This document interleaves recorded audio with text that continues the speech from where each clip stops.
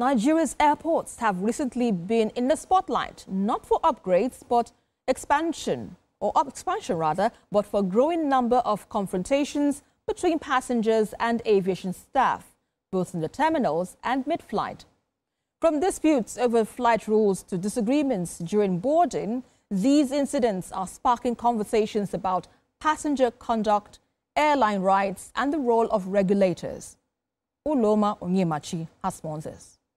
Madam, I beg come for everybody that live the come for What began as an in-flight disagreement over phone use policy ended with Miss Comfort Emanson being violently dragged off an Ibom Air flight and accused of assaulting crew members and damaging airline property.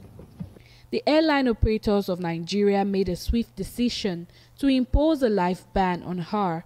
Then came her arrest, court proceedings, remand at the Kirikiri Correctional Center, and a whirlwind of public reaction. Many Nigerians called the ban excessive, and the Nigerian Bar Association outrightly condemned the arrest. I learned from the bits and pieces of videos we've seen and then the statements by the parties involved that she was told to switch off her phone. And of course, that is for our safety because they want to avoid interception either with the receivers and on the airplane. So, but the enforcement by, especially by the security outfit, do I want them to have enforced more decently? Yes, that would be my take. So it will weigh heavily on the possibility of a live ban, which I think is extreme. After consultations, the Minister of Aviation stepped in, ordering the withdrawal of the case. However, at the initial start of the drama, Ibom Air told TVC News that its intention was never to humiliate a passenger. As the video was taken on board, we had several other people that were not in the employ of Ibom Air, around the vicinity. And so anyone could have, taken that video.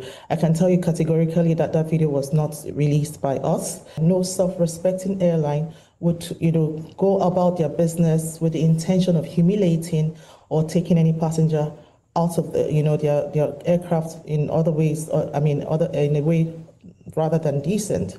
From Lagos to Benin, Abuja to Uyo, such situations are becoming increasingly visible. In one airport, a high-profile passenger was caught on camera in a heated exchange with airline staff. In another, popular musician Kwam One was accused of attempting to delay a flight, and his actions were widely condemned. The Federal Airport Authority of Nigeria has issued warnings that unruly behavior, whether by passengers or staff, will no longer be tolerated. An airport is meant to be a safe getaway for passengers traveling to their various destinations. But this calm may be slowly disappearing. In recent weeks, we have seen very uncivilized activities from air passengers to airline staff. Tempers are flaring from the boarding gates, behind the counter, and even the terminals. We are here at the Nnamdi Azikiwe International Airport to find out from other air passengers their views on the most recent incident, the Ibom Air passenger that was filmed assaulting airline staff. We're here to find out if that situation was handled in the best way possible. I'm more interested in the lady's case. For starters, there is no justification to disobeying laid-down rules. The lady was wrong from what I heard. The way and manner she was moved out of that flight, I think, was dehumanizing. They did not exercise extreme caution. Two persons cannot get mad at the same time. If the girl was mad, it behoves the airline crew to comport themselves very well. But when I go through my phone, I saw it. I feel bad about what happened to the lady. No matter what she does, at least she's a human being and she's a customer. We should condemn bad behavior, by transporters, people who are traveling by air.